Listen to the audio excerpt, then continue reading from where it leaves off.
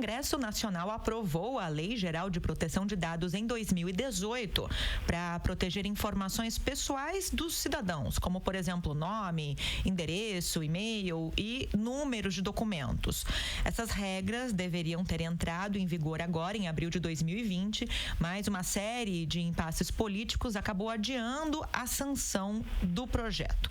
Bom, para conversar conosco, explicar um pouco qual é a finalidade dessa lei, a gente recebe por telefone aqui no programa Espaço Aberto, pela TV e Rádio Câmara Bauru, a Natália Abramides, que é advogada que atua na área digital e trabalhista. Natália, mais uma vez, obrigada por ter aceito o convite aí para conversar com o nosso ouvinte e telespectador da TV e Rádio Câmara. Olá, Lidiane, muito obrigada pelo convite, agradeço a participação. Olá, ouvintes e telespectadores.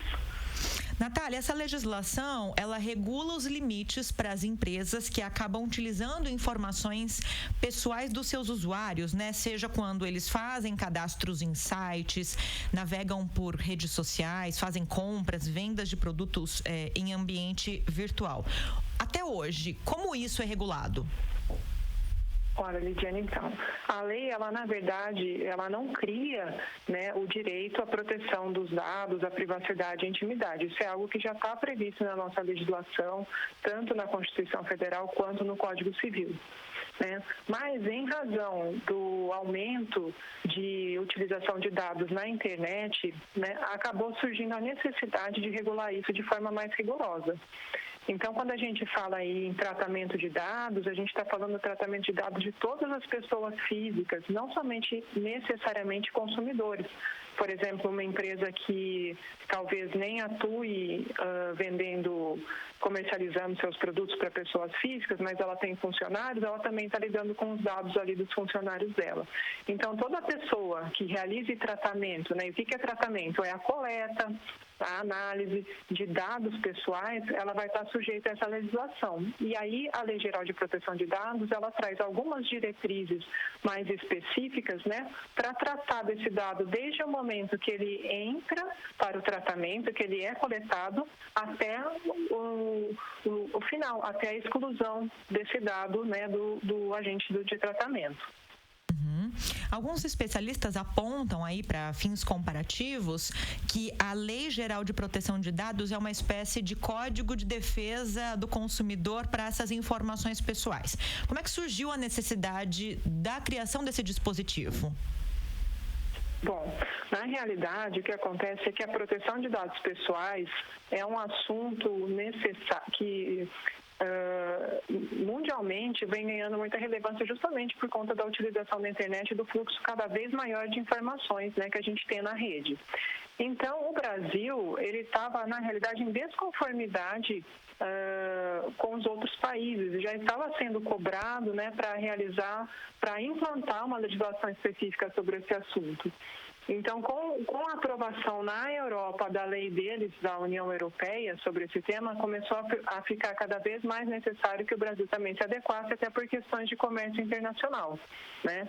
E aí o Brasil, em 2018, acabou aprovando a sua legislação sobre o tema. Então, esse foi, na verdade, o motivo, né, inicial aí de surgimento. Claro que já era um tema bastante discutido na sociedade civil, porém, foi a necessidade aí de adequação internacional para o comércio internacional que foi o principal motivo para a criação da legislação justamente nessa época, em 2018. Bom, de uma forma geral, a lei prevê, né, num formato bem mais rigoroso, que a privacidade das pessoas deve ser preservada na internet. Hoje, como acontece essa utilização dos dados? Existem ainda situações de utilização não adequada das informações pessoais dos usuários? Certamente existe, né? Porque hoje a realidade que a gente tem, o usuário, o titular do dado, ele não tem muita noção, não tem muita ideia de para onde vai esse dado que ele está informando. E a gente aqui no Brasil também não tem uma cultura de preservação de dados. Aqui a gente está muito acostumado a se expor, colocar tudo na internet, sem dar muita importância para isso. Então não faz muito parte ainda da cultura da população brasileira, que é muito aberta, muito expansiva, né, pensar na necessidade dessa proteção.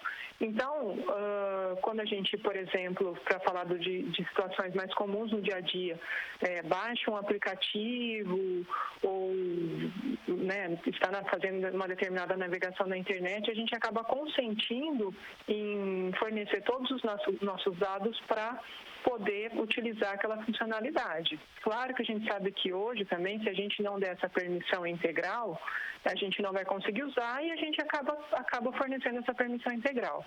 Com a lei geral, isso já não vai mais poder funcionar dessa forma, tá? As permissões vão ter que ser específicas, a pessoa, a empresa, ou enfim, o aplicativo não vai mais poder exigir dados que não sejam estritamente necessários para a prestação daquele serviço, né? Mas acaba que hoje qual que é a realidade? A gente simplesmente concorda com tudo, fornece e a gente não sabe, né, o que fim que levam aqueles dados. Tudo bem, estou fornecendo ali para o aplicativo, mas com quem será que ele está compartilhando, né? O que está sendo realizado, que tipo de finalidade está sendo dado para aquele meu dado pessoal. E aí o usuário, vai poder ter mais controle no sentido de que essa informação vai ser repassada ou não. Exatamente, porque a ideia hoje é que o titular do dado ele tenha pleno conhecimento do caminho, do ciclo de vida desse dado dele. Então, eu vou entregar o meu dado para determinada pessoa, a gente chama de agente de tratamento, né? Mas uma pessoa física ou jurídica que realiza o tratamento para aquela determinada finalidade e terminada a causa dessa finalidade, esse dado tem que ser excluído. Né? E ele só vai poder também ser transmitido, comunicado para outras pessoas com a minha permissão. Bom, então o usuário, a partir dessa lei aprovada, ele passa a ter maior controle com relação aos dados que ele informa na internet. Vamos supor que eu fiz um cadastro em determinado site, uma operação financeira, uma compra, enfim, abri uma página numa rede social, mas num determinado momento decidi que eu quero excluir as minhas informações. Eu consigo fazer isso de forma autônoma, como usuária mesmo, num formato mais intuitivo. Eu preciso do suporte, por exemplo, de um advogado para me auxiliar em alguma questão jurídica. Como é que vai funcionar? A ideia é exatamente o titular de dado ter plena autonomia para tomar essas decisões, não precisar de ninguém, né? Apenas se ele tiver o direito dele violado é que ele vai ter que fazer aí, buscar um advogado, buscar um auxílio jurídico, né, para tutelar o seu direito. Agora, a ideia é que ele tenha plena autonomia para tomar essas decisões e que, por sua vez, os agentes de tratamento, né, que são aquelas pessoas que realizam tratamento, elas também ofereçam os canais necessários e, como você mesmo colocou, de forma muito mais intuitiva do que hoje, para que o titular saiba identificar as opções e consiga fazer aquilo de forma mais facilitada, né, em relação ao que a gente tem hoje. Por exemplo, aqueles termos de usos enormes que ninguém lê, ninguém consegue ler, a pessoa nem sabe com o que está concordando. A ideia cada vez mais é tornar simplificado, numa linguagem acessível, para que de fato o titular entenda o que ele está com o que ele está concordando. E também ao final, né, do tratamento ou no momento que ele queira, ele consiga acessar aquele canal, né, e que os agentes então apresentem canais adequados e estruturados para que os titulares consigam ter esse acesso de forma facilitada. Inclusive, a legislação cria também aí a figura do encarregado da proteção de dados, né? Então, os sites, agentes, eles vão ter que identificar uma determinada pessoa que vai ser a responsável por garantir a conformidade da legislação. E as empresas, elas vão estar suscetíveis a penalizações, acredito eu, né, caso violem essas informações ou a finalidade no uso dessas informações, mas ao mesmo tempo existe um prazo para que elas se adaptem. Olha, como é que funciona isso? A lei é de 2018 e justamente ela teve um prazo, a gente chama isso de vacância, né, que é entre a promulgação da lei e a entrada em vigor. Ela teve um prazo enorme justamente para que essas adaptações já viessem sendo feitas. Então, a partir do momento em que agora a legislação entra em vigor, as empresas, e não só empresas, né? A gente está falando aqui empresas, mas pode também ser uma pessoa física que realiza tratamento de dados e também o poder público, porque se a gente pensar, o poder público também gerencia uma quantidade enorme de dados dos cidadãos, né? Portanto, esse tempo aí que teve de 2 anos até um pouco mais, já seria o tempo suficiente para realizar as adequações. Então, uma vez que a lei agora ela entra em vigor,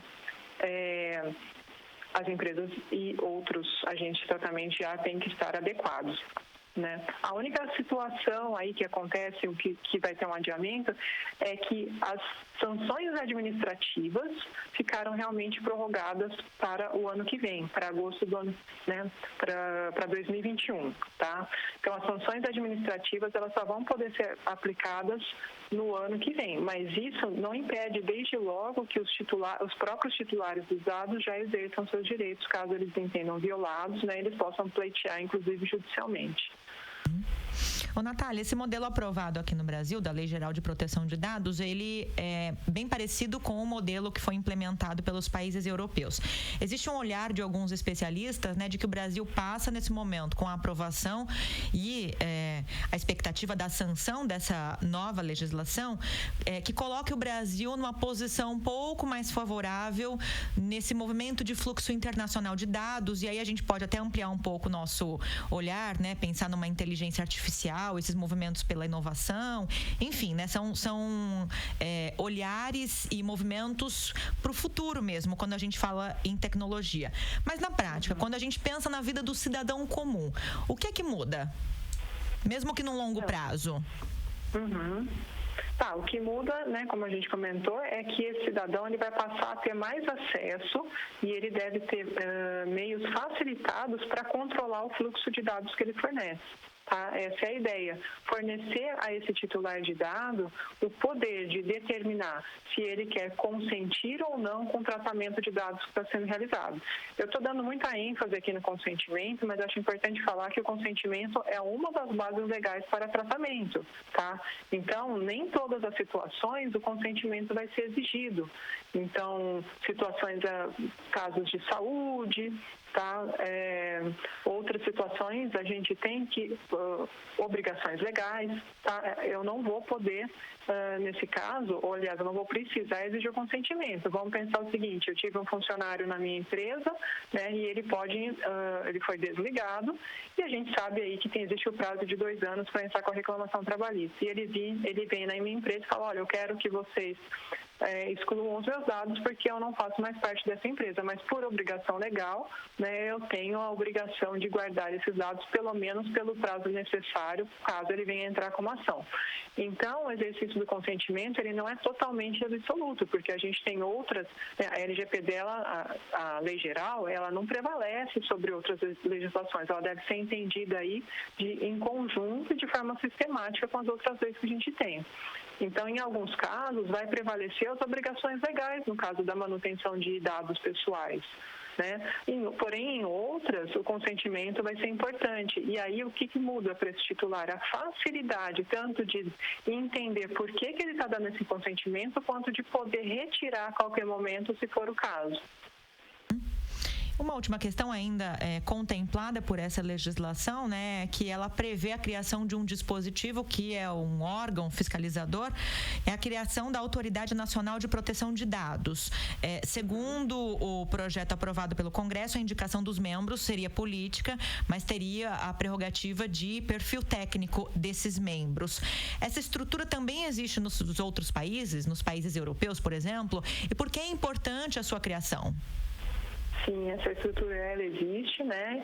E, na verdade, algumas pessoas, muitos especialistas também criticaram, né, a entrada em vigor sem a criação do órgão ainda, porque hoje parece que a presidência ontem assinou um decreto para a criação do órgão, mas a lei ela vai iniciar vigência sem a criação efetiva desse órgão, né? Que é de máxima importância porque é justamente quem vai fornecer as diretrizes para o cumprimento da lei e exercer a fiscalização. né? Então, hoje a lei ela vai entrar em vigência muito em breve, né? Porque o que houve, assim, só para explicar, então, essa foi uma verdadeira novela para a entrada da vigência da lei. A lei é de 2018, né? Porém, foi dado esse prazo bastante longo, né, para que ela entrasse em vigência, justamente porque isso requer muitas adaptações por parte da empresa e do poder público, enfim, de todas as pessoas que realizam tratamento de dados.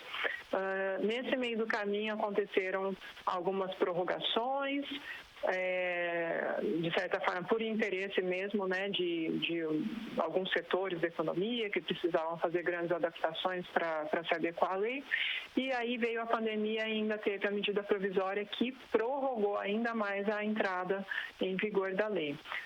Porém, essa medida provisória, né, ela foi votada essa semana, né, coincidentemente a gente está aqui conversando e teve essa decisão essa semana, que é a medida provisória 959, e essa medida ela foi aprovada, né, para conversão em lei, mas o artigo que suprimia, aliás, o artigo que prorrogava ainda mais a entrada em vigência para o ano que vem, ele foi suprimido. Então, com a supressão desse artigo, passa a valer a entrada, o prazo anterior. Mas, para isso, a gente precisa aguardar a sanção dessa MP convertida pelo presidente da República, e aí sim a gente passa a ter a vigência da lei, né? E aí surge, então, essa crítica, né? Então, olha, a gente vai ter a entrada em vigência muito em breve, porém, a gente ainda não vai ter um órgão fiscalizador que também é aquele que dá o tom, né, do cumprimento da lei, vai fornecer as diretrizes, porque a lei coloca aí várias exigências, mas muitas é a primeira vez que, né, vão estar sendo realizado, que a empresa vai estar cumprindo, e ela vai ficar naquela, né, dúvida, será que eu estou fazendo isso certo? Relatórios que são exigidos, documentos. Então, como é que é necessário fazer esse documento? Como é que ele deve ser seguido? Se existe algum modelo? Quais os critérios? E aí também vai ser papel um pouco da NPD, né, que é a Agência Nacional de Proteção de Dados, fornecer justamente essas diretrizes. E, por enquanto, ela ainda não, essas diretrizes, então, ainda não existem, o que prejudica um pouco, né, aí a fiscalização e adequação da lei. Mas, muito embora ela não exista, os agentes de tratamento, as empresas, devem estar desde logo sim preocupadas em se adequar na medida do possível, porque para os titulares de dados, a legislação já vai estar valendo. Bom, tá certo. Hoje no programa Espaço Aberto, aqui tentando entender e esmiuçar essa Lei Geral de Proteção de Dados, que foi criada, né, para proteger, né, aumentar o rigor na proteção dos dados pessoais e informações cedidas para uso na internet pelos usuários, cidadãos comuns. E quem nos ajudou foi a advogada que atua na área digital e trabalhista, Natália Abramides, mais uma vez aqui gentilmente cedendo seus conhecimentos para os nossos ouvintes e telespectadores. Natália, mais uma vez, obrigada, viu, pela entrevista. Muito obrigada, eu que agradeço. Eu agradeço você também pela sintonia aqui conosco, pela TV e Rádio Câmara Bauru, e até a próxima.